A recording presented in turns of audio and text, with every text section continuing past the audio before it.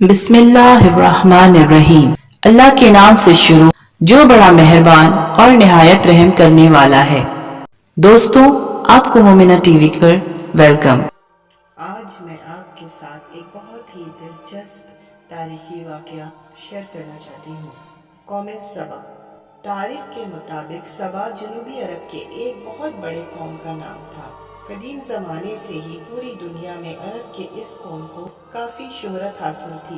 2500 سال قبل از مسیح کے اسوریہ اور بابل کے قبیلے میں اس قوم کا ذکر ملتا ہے، جنہیں اس طرح بائبل کی کتاب یرمیہ میں بھی اس قوم کا ذکر آیا ہے۔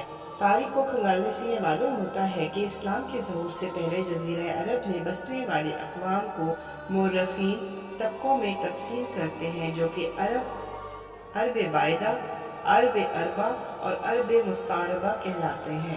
بہرحال قوم سبا کا تعلق عربوں کے دوسرے طبقے یعنی عرب کے عربہ سے تھا۔ قوم سبا کو سبا اس لیے کہتے ہیں کیونکہ اس علاقے کو سبا نامی ایک شخص نے آباد کیا تھا۔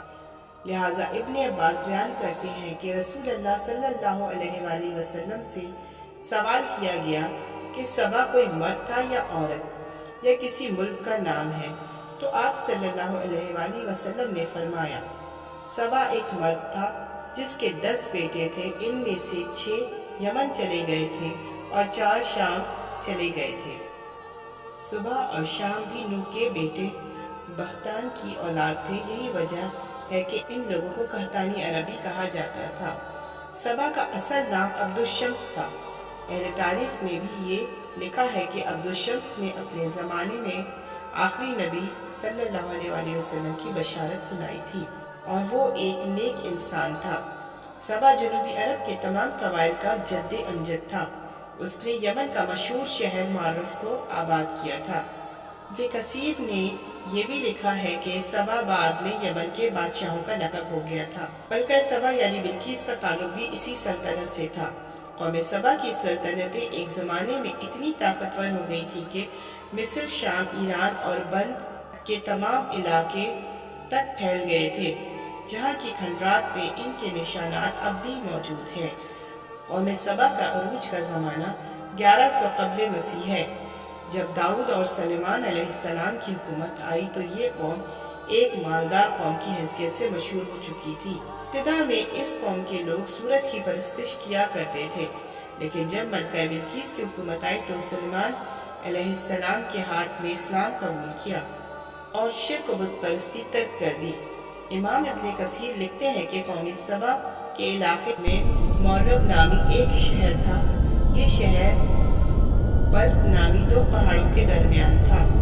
پہاڑوں سے بارش کا پانی آنے کی صورت میں یہ شہر ہمیشہ سیلابوں کی زد میں رہتا تھا۔ لہٰذا اس شہر کے بادشاہوں نے، جس میں ملکہ بلقیس کا نام بھی آتا ہے، دونوں پہاڑوں کے درمیان ایک مضبوط بند تعمیر کیا جس نے سیلاب کو روک کر پانی کا ذخیرہ بنا دیا۔ بند کے اندر اوپر نیچے پانی نکلنے کے لیے 3 دروازے بنائے گئے۔ اس بند کے نیچے ایک بڑا تالاب تھا جس میں 12 نہریں نکالی گئیں جو شہر کے مختلف اطراف میں پہنچائی گئیں۔ دونوں پہاڑوں کے کناروں پر باغات لگائے گئے تھے جس میں ہر طرح کے درخت اور ہر قسم کے پھل بکثرت پیدا ہوتے تھے۔ کہتے ہیں کہ قدرت کی فراوانی اس قدر تھی کہ ایک عورت سر پر اگر ٹوکری لے کر چلتی تو درختوں سے ٹوٹ کر گرنے والے پھلوں سے وہ ٹوکری خود بخود بھر جاتی۔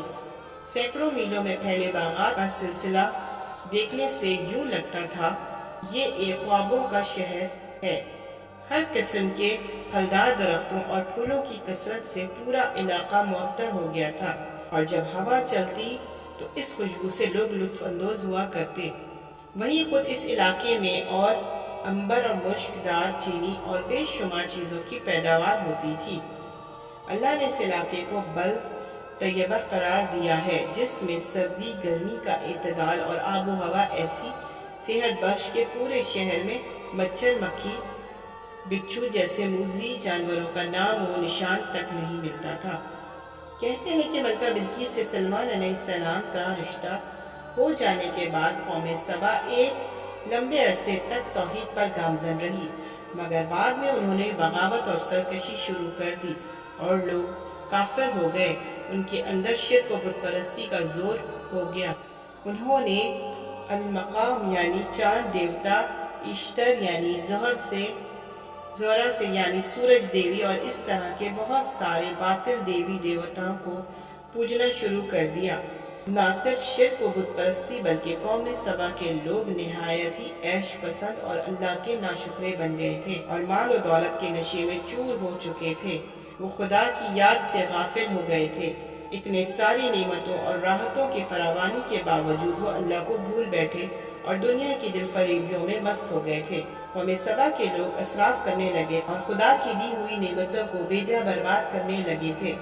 حالت یہ تھی کہ یہ لوگ خالص گندم کی بنی روٹیوں سے بچوں کے بدن کی گندگی صاف کیا کرتے تھے۔ بعد میں ان گندی روٹیوں کو اکٹھا کرنے سے ایک پہاڑ بن گیا تھا۔ جب کوئی صالح شخص انہیں اس عمل سے ڈراتا اور اللہ کا خوف دلاتا تو وہ جواب دیتے کہ جاؤ، ہمیں بھوک اور اناج کی کمی سے کوئی ڈر نہیں، ہمارے پاس بہت سارے پھل موجود ہیں۔ یہ کہ نعمتوں کی کثرت نے انہیں غافل کر دیا۔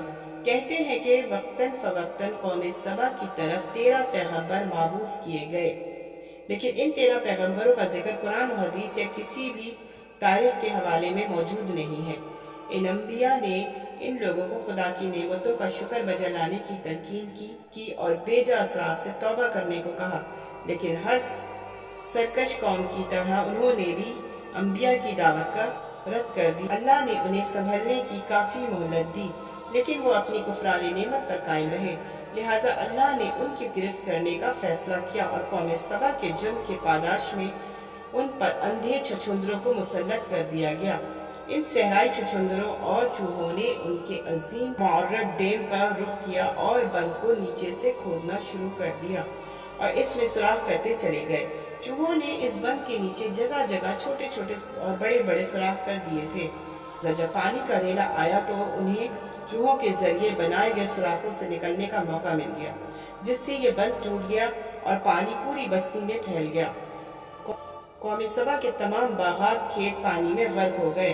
پانی کے ریلے میں اہل سبا کے مال و اسباب مویشی سب بہتے چلے گئے۔ اہل سبا کی سجے سجائے محلات اور مکانات ویران ہو گئے۔ سب لوگ پانی میں غرق ہو کر ہلاک ہو گئے۔ مورخین لکھتے ہیں کہ سبا کے کچھ لوگ بھاگ کر عرب کے وسط میں یثرب چلے گئے۔ یہ قبیلہ اوس و خزرج تھا، جنہوں نے بعد میں مدینہ شہر کو آباد کیا اور ان کا جد امجد عمر بن عامر نامی شخص تھا اور خدا کی یاد سے غافل کر دیا تھا، جس کے نتیجے میں انہیں تباہ کر ڈالا گیا۔ یہ سزا ان کے اپنے ہی اعمال کا بدلہ تھا جو انہوں نے کیے تھے۔ اس طرح اللہ تعالیٰ کے غضب نے اس قوم کو انتہائی عروج سے گرا کر اس کھڈے میں پھینک دیا جہاں سے پھر کوئی مغلوب قوم کبھی کھڑی نہیں ہو سکتی۔ امید کرتی ہوں آپ کو آج کا اسلامی واقعہ بھی بہت پسند آئے گا۔ آپ اسی طرح سے ہمارے چینل کو دیکھتے رہیں، لائک اور سبسکرائب کریں اور بیل کے آئیکن کو پریس کر دیں تاکہ آنے والی تمام ویڈیوز آپ وقت پر ملاحظہ کر سکیں۔ اسی کے ساتھ اپنا بہت خیال رکھیے۔ اللہ نگہبان۔